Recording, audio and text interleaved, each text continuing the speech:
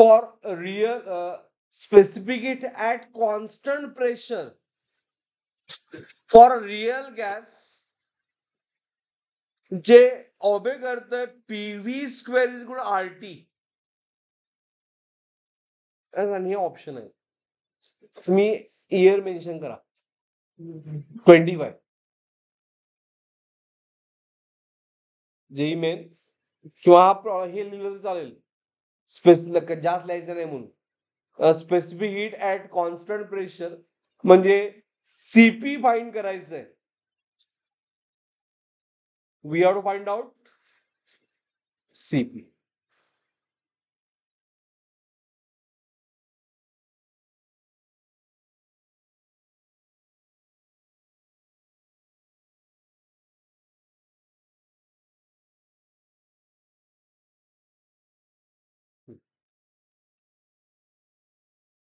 Okay.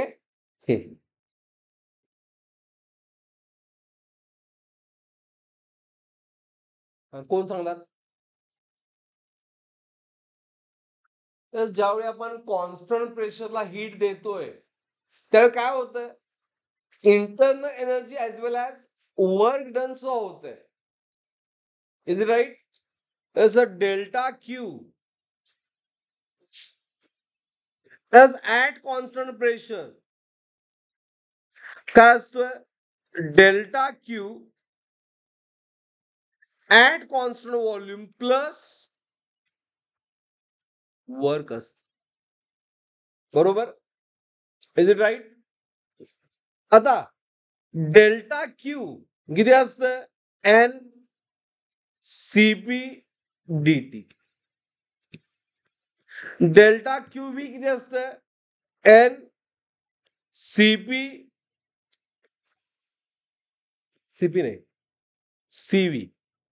हे derivation लक्षात आहे काय? अँड डी डब्ल्यू पाहिजे आहेत आपल्याला. ओके. आपण डिस्कस केला होता पीव्ही इज इक्वल एनआरटी. ह्यामध्ये एन नाहीच आहे त्यामुळे तुम्ही एन काढला तरी चालेल. इज वर्क ह्याला इक्वेशन 1 म्हणा. Okay.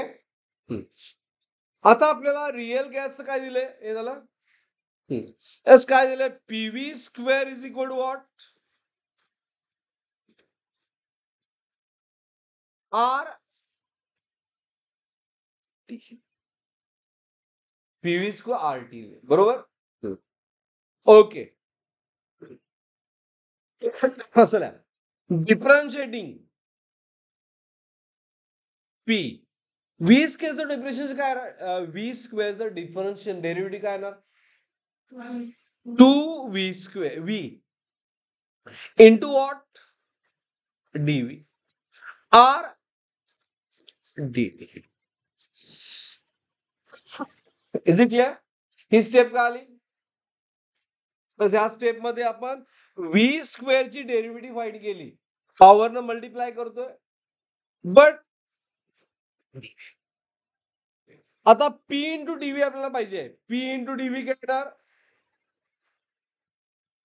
R dt upon pressure into change in volume म्हणजेच work.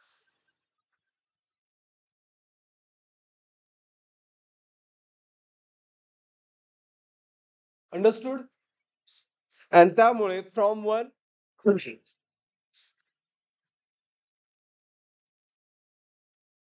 it is a cp by dt is equal to cv dt plus work किती आहे R dt upon 2v. dt get cancel. त्यामुळे CP by CP is equal to what CV plus R.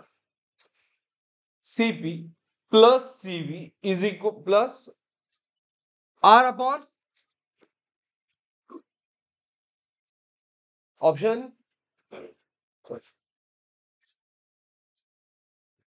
कळालं? Is it clear?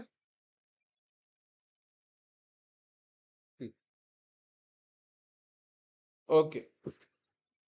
येते लक्षात?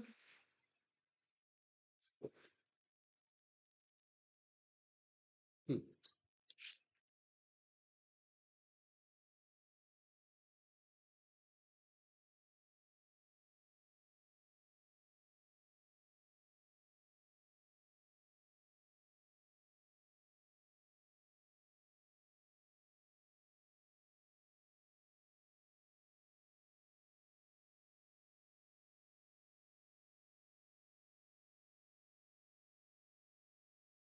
Okay.